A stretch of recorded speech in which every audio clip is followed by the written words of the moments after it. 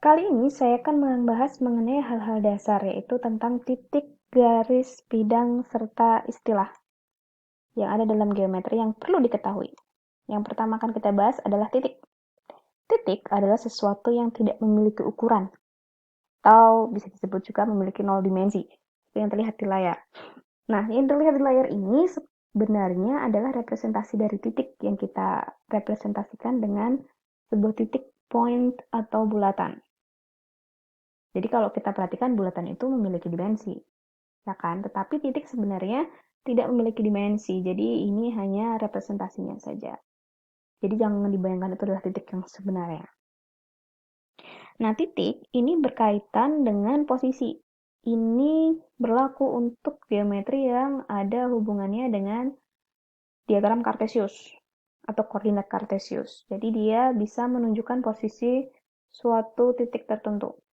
Nah, untuk penamaannya, kita akan menggunakan huruf kapital. Jadi titik itu dinamakan dengan huruf kapital. Seperti yang dicontoh, ada huruf titik A, titik B, titik C, titik D, dan titik E. Selanjutnya, kita ada garis. Nah, berbeda dengan titik, garis ini memiliki sebuah dimensi atau satu dimensi, yaitu dimensi panjang.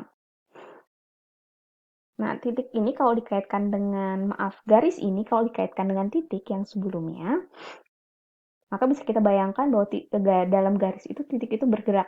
Jadi bergerak ke arah tertentu sehingga membentuk sebuah garis. Bisa jadi ke suatu arah tertentu, jadi bisa membuat garis lurus, atau bisa ke arah yang berubah-ubah sehingga membentuk kurva atau garis yang lengkung. Jadi kita sudah tahu bahwa garis itu bisa berupa garis lurus atau garis lengkung. Nah, untuk kemudahan selanjutnya, garis lurus ini kita akan sebut sebagai garis. Jadi yang namanya garis ya garis lurus. Yang lengkung ini akan kita sebut sebagai kurva, untuk mempermudah saja. Oke, perhatikan bahwa di garis itu ada dua tanda panah di ujung kanan dan ujung kirinya. Di ujung dan di pangkalnya. Nah, ini mengartikan bahwa garis itu tidak berujung dan tidak berpangkal. Jadi bisa kita perpanjang, dan dia tidak berhenti. Dengan demikian, garis ini tidak memiliki ukuran, karena ya panjangnya tidak terbatas. Yang kedua, kita memiliki segmen garis dan ruas garis atau ruas garis. Nah, berbeda dengan garis, segmen garis atau ruas garis ini ada ujung dan ada pangkalnya. Perhatikan, ada ujung dan ada pangkalnya. Jadi dia bermula dari suatu titik tertentu dan berakhir di titik tertentu juga. Dengan demikian, segmen garis atau ruas garis itu bisa memiliki suatu panjang tertentu. Ada garis, segmen garis yang terakhir adalah sinar garis. Nah, untuk sinar garis ini dia hanya ada pangkalnya saja tanpa ujung. Jadi dia hanya ada titik awalnya, pangkalnya, tapi dia tidak berujung. Jadi bisa diteruskan. Nah, sama dengan garis, dia juga tidak memiliki ukuran karena panjangnya bisa tak terbatas. Diperpanjang sampai infinite gitu.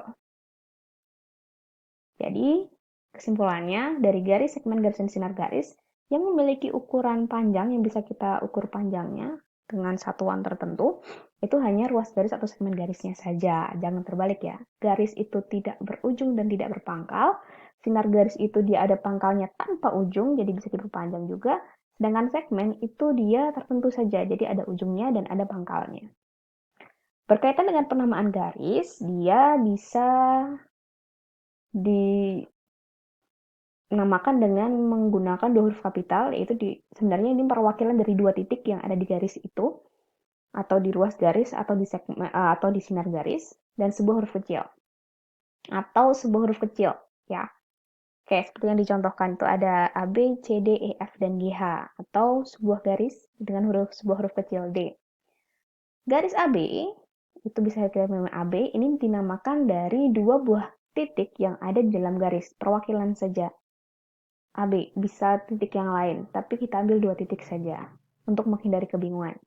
Atau bisa jadi seperti yang garis merah, itu kita beri nama D kecil dengan tanda panah di atasnya. Kurva CD itu juga kita ambil dari dua titik yang ada di kurva tersebut. EF atau ruas garisnya ini kita beri nama dari ujung dan pangkalnya, jadi dari ujung-ujungnya. EF. Dan perhatikan bedanya dengan garis. Tidak ada panah di ruas garis atau segmen garis. Selanjutnya untuk sinar garis, itu kita ambil dari ujungnya, dari pangkalnya, kemudian salah satu titik di sinar garis tersebut. Jadi bisa GH, jangan pangkalnya G mengarah ke H, atau HG dari G ke H juga. Perhatikan tanda panahnya. Ada perbedaan panahnya. Karena G itu pangkalnya, maka dia tidak ada panah, tetapi H itu bisa diperpanjang. Oke, ada garis, ada titik, dan yang ketiga adalah bidang. Dalam bidang, itu dia memiliki dua dimensi, yaitu dimensi panjang, lebar, tanpa ketebalan. Panjang, lebar, dan tanpa ketebalan. Berbeda dengan titik dan garis yang sebelumnya. Kalau titik itu tidak memiliki dimensi, tidak memiliki ukuran. Kalau garis itu dimensinya cuma satu, yaitu panjang. Untuk bidang, dia memiliki dua dimensi, yaitu panjang dan lebar. Nah, hampir sama dengan garis, untuk bidang itu dia bisa diperlebar, bisa diperluas, bisa diperpanjang, bisa diperluas intinya. Jadi dia tidak terbatas. Jadi kita tidak bisa mengatakan luasan dari suatu bidang yang lebar gitu. Biasanya kalau mau mencari luasan ya bidang yang terbatas.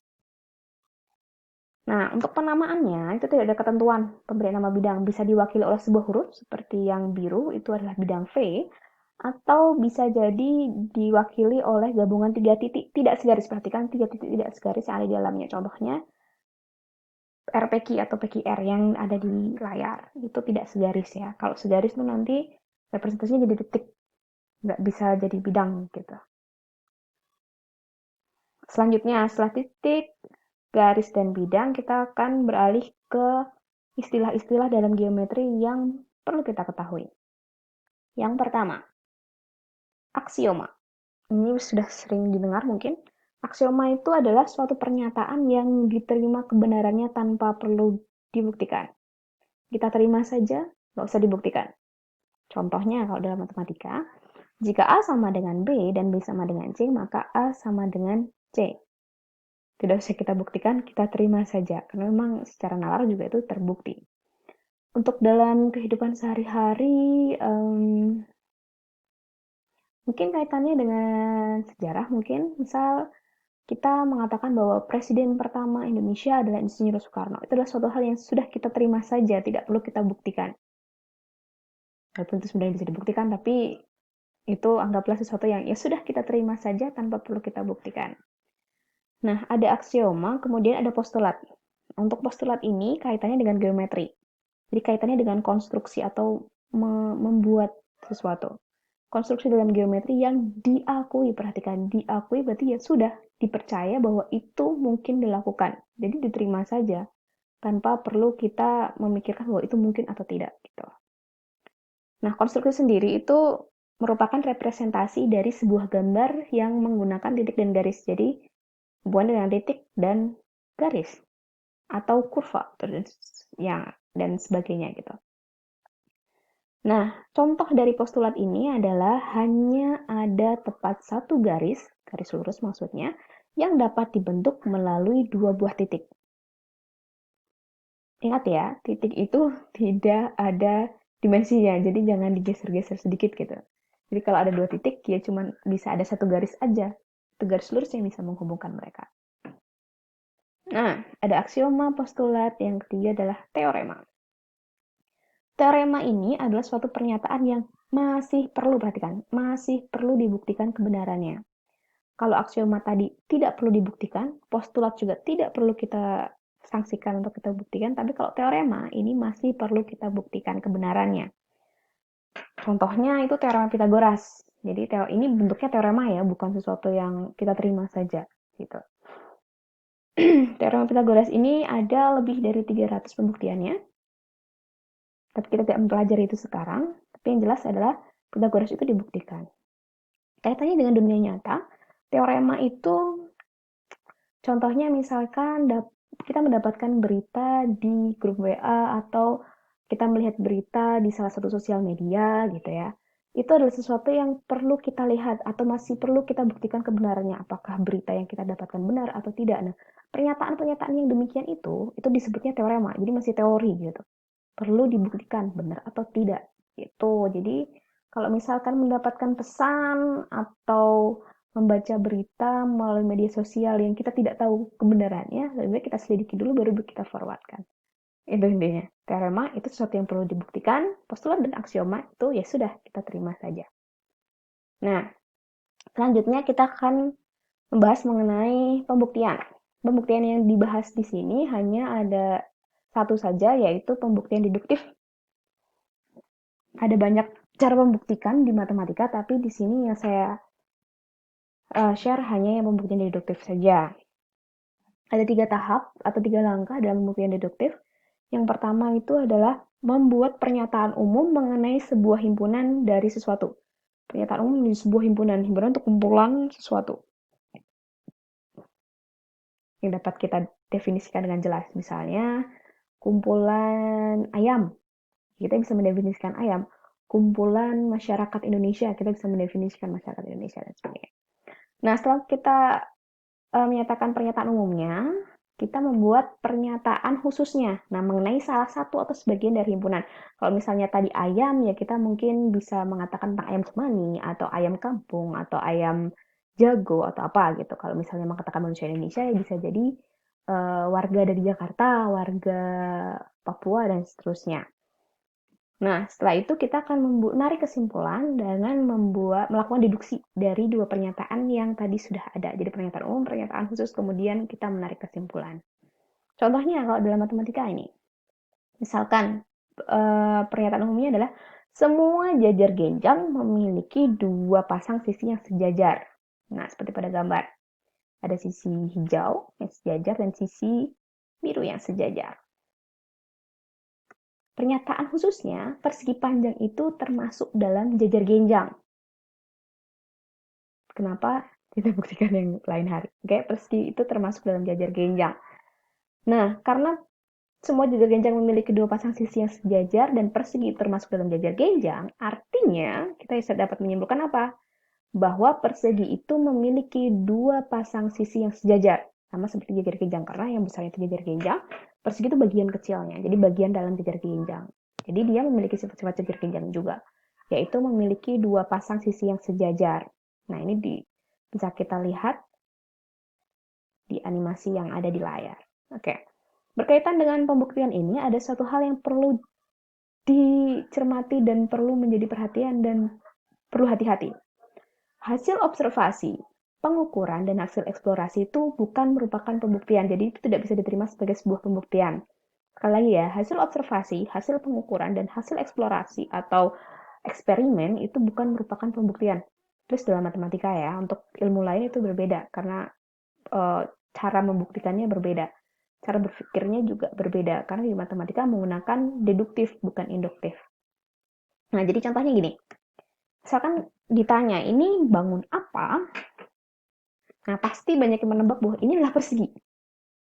Jeng-jeng, bangun data di atas namanya persegi, karena gambarnya persegi. Ya persegi lah, kenapa? Kenapa enggak gitu. Itu posisinya sama, sudutnya 90 gitu. Nah, itu adalah sesuatu yang salah besar. Kenapa? Karena tidak ada satu hal pun yang ada di gambar tersebut yang menunjukkan bahwa dia persegi. Kita tidak bisa mengatakan bahwa itu sisinya sangat panjang. Dari mana kita tahu? Pengukuran? Kan tadi hasil pengukuran bukan pembuktian. Kita observasi itu kayaknya sama, itu juga nggak bisa kan gitu. Kita lihat itu sama. Gitu. Jadi, ketika kita mengatakan bahwa itu adalah persegi, itu salah. Karena itu dari hasil observasi, hasil pengukuran, atau hasil eksplorasi gitu. Jadi, ketika ditanya ini bangun apa, ya kita sebut saja segi 4. Kenapa? Karena ada empat sisi, jadi itu segi 4. Terus apakah itu persegi? Kita tidak tahu, karena tidak ada keterangan lanjutan yang bisa kita gunakan untuk menyatakan bahwa itu persegi. Jadi sekali lagi, dalam pembuktian itu harus hati-hati. Hasil observasi, hasil pengukuran, hasil eksplorasi itu bukan merupakan pembuktian. Oke, sekian dari saya hari ini. Terima kasih.